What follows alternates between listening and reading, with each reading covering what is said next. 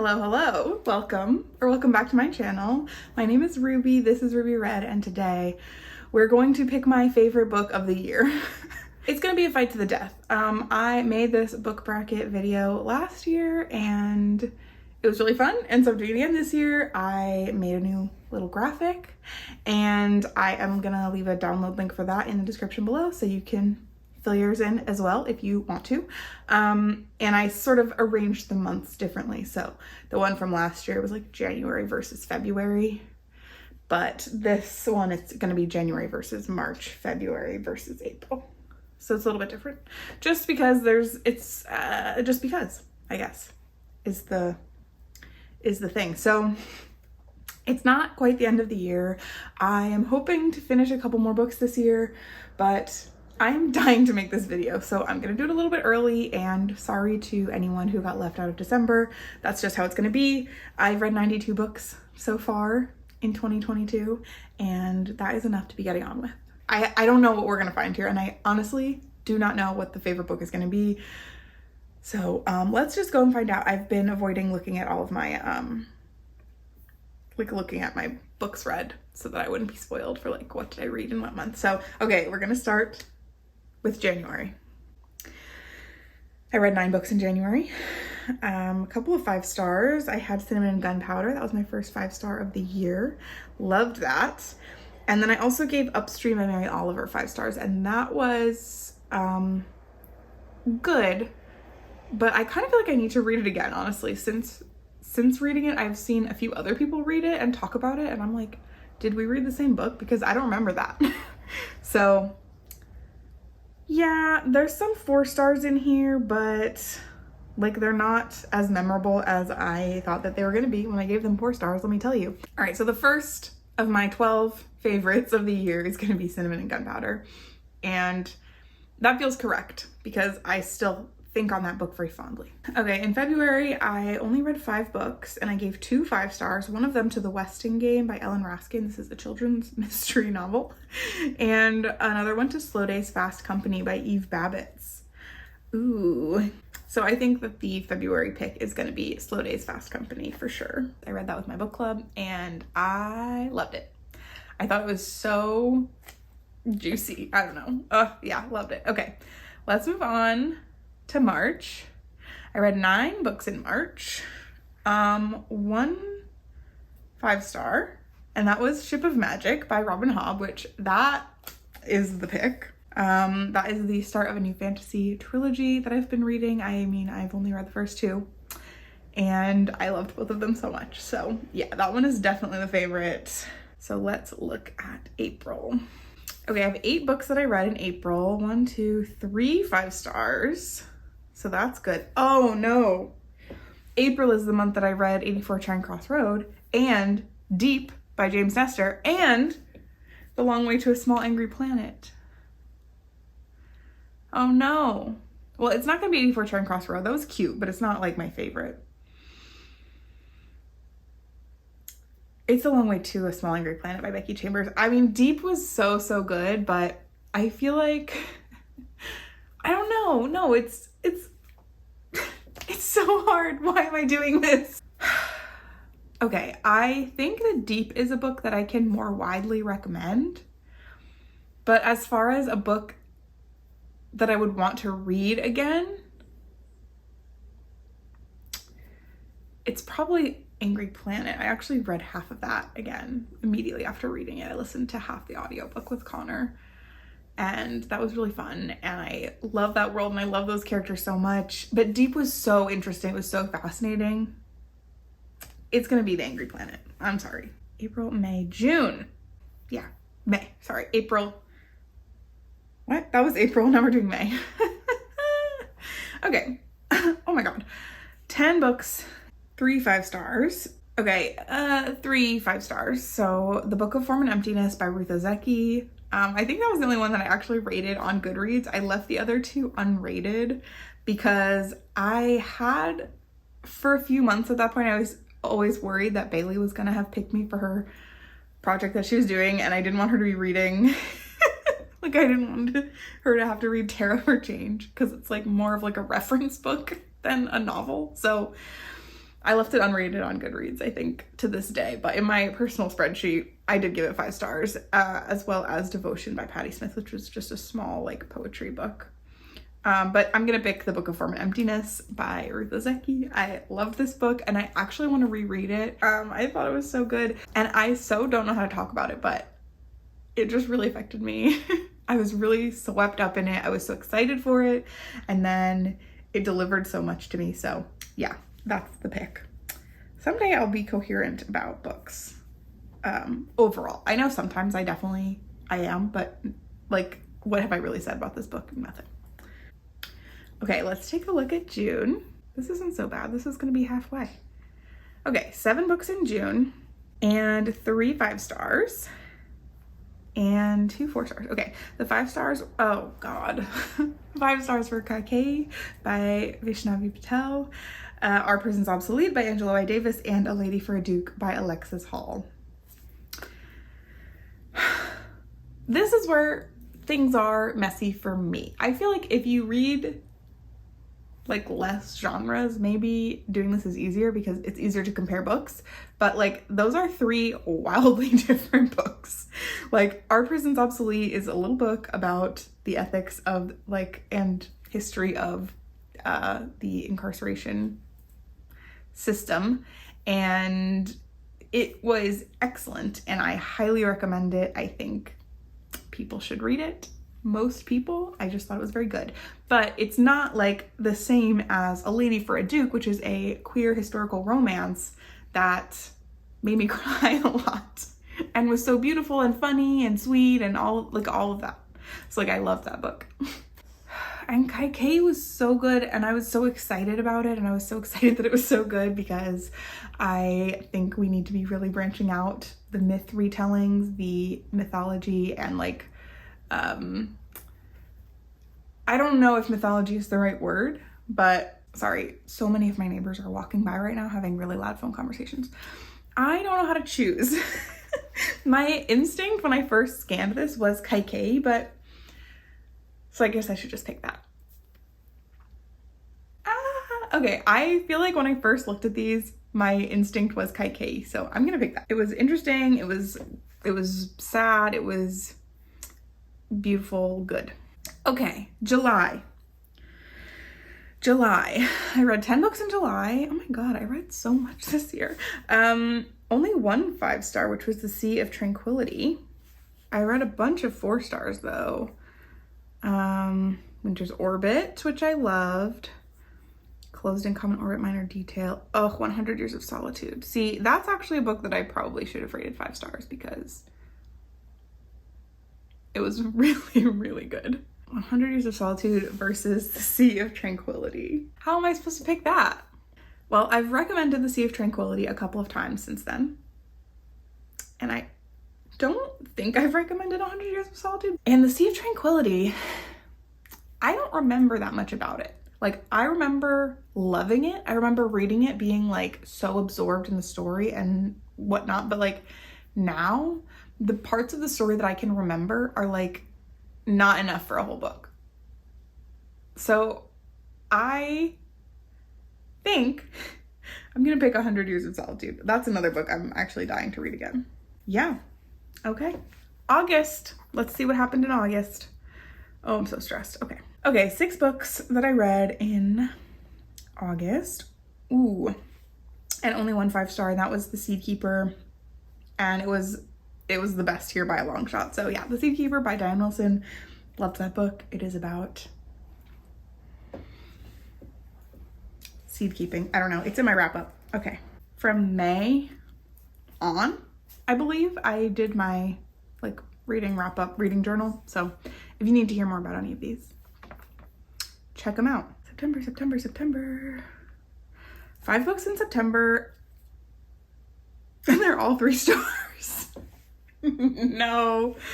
Okay, I have The Hundred Waters by Laura Nakamura. That's like a literary fiction, like suburban drama kind of thing with like an art / environmental kind of slant. The Yellow House by Sarah Broom. That was a memoir. One for the Money by Janet Ivanovich. That was a pretty funny yet dated like mystery thriller. This Contested Land by Mackenzie Long is the one that I've recommended the most, because I do think there was a lot in there that was very interesting. But if I was gonna have to go back and read one of these, I think The Hundred Waters might be closer to a 4-star than This Contested Land, because I do think that the writing of that was like really a little bit confusing. And The Hundred Waters, I still think of it fondly. There were some interesting things to be said, and I do like that kind of messy small town thing. So all of this feels bad, but okay, The Hundred Waters. And let's go on to October. Hopefully I read something good. Oh my god. Oh, it was squash that series. So I read 11 books in October. Okay, The Burning God was 5 stars. The Complicities by Stacey Durasmo was 5 stars. And so was Mad Ship by Robin Hobb. Now,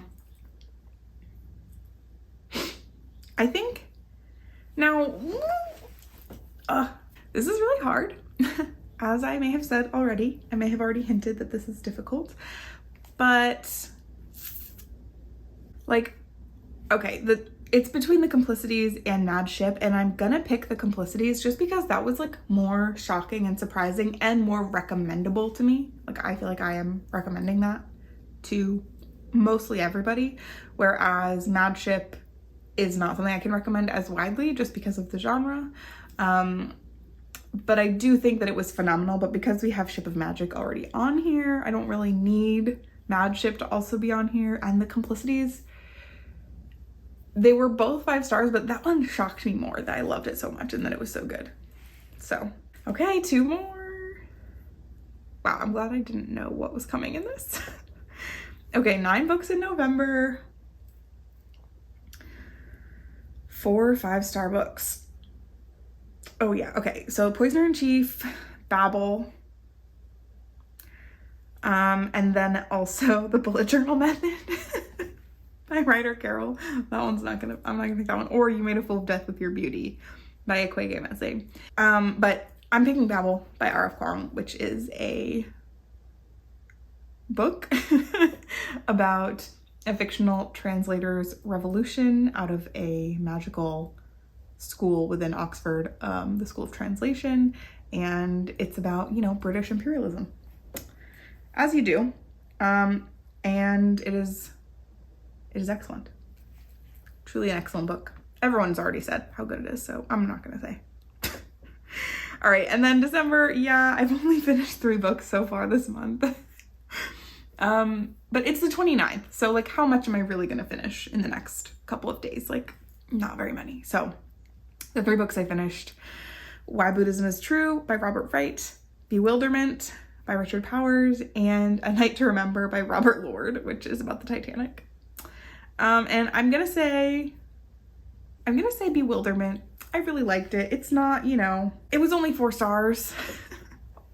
But I think I liked it better than Why Buddhism is True. Sorry. So, okay. So we've got our 12 books. Now we're gonna go back and we're gonna pit them against each other.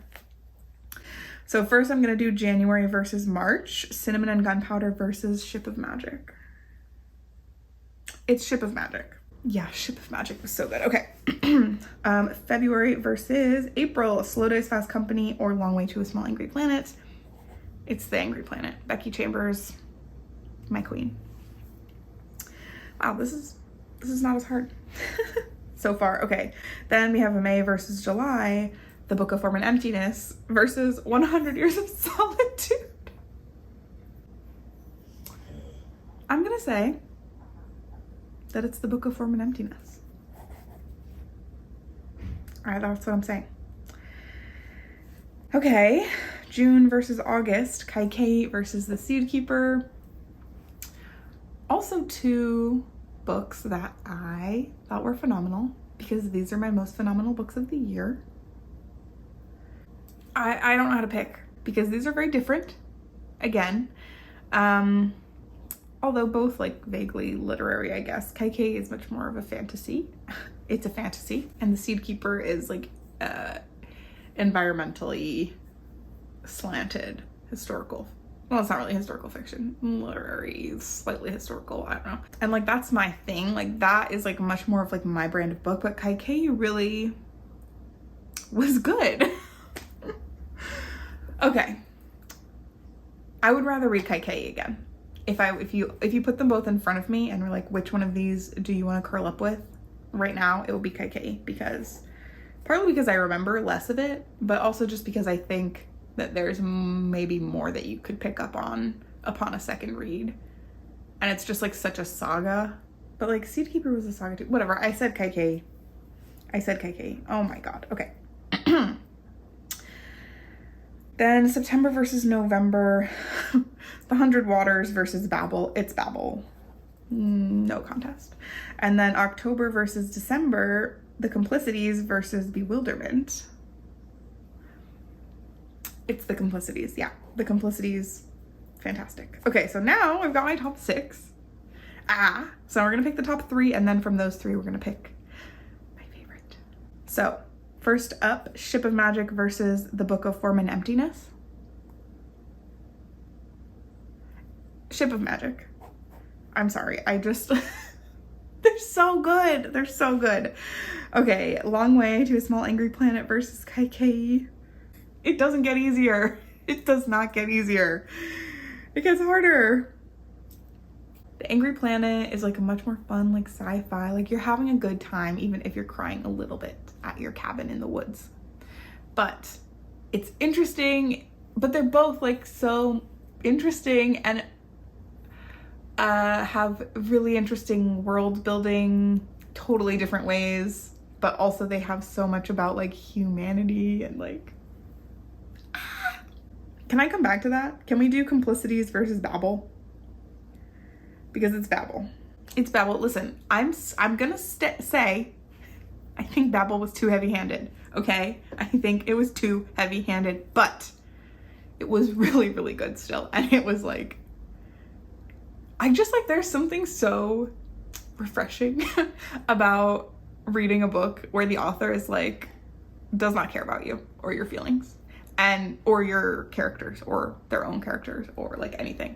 Things are gonna get bad and then they're gonna get worse. And like, you just have to deal with it. You're just along for the ride. Like, that quality in a writer, like, it's so admirable to me. While still being like such a smart book.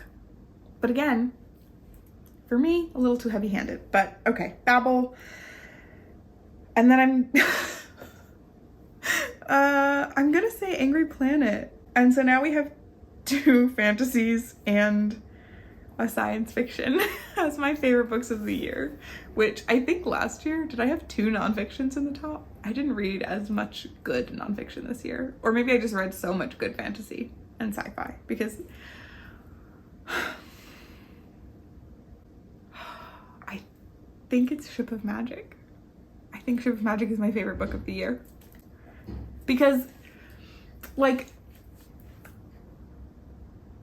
I think all of these books have something that they're saying, right? They have something, I mean, they all have spectacular writing, really good world building, and really, really solid characters. Like, that is something that is clear to me. These are all really character-driven books. All my top 6, honestly.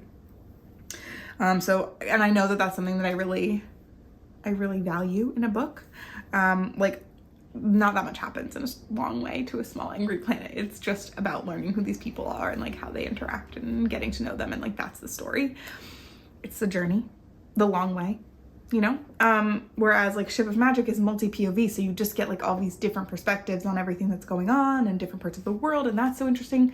The Babel characters are also just like so good. But the thing is, Babel is, well, they've all got something to say about like humans and politics, and that's something that I think is superb in fiction, is when you can use it to reflect real life events. I think that's the point.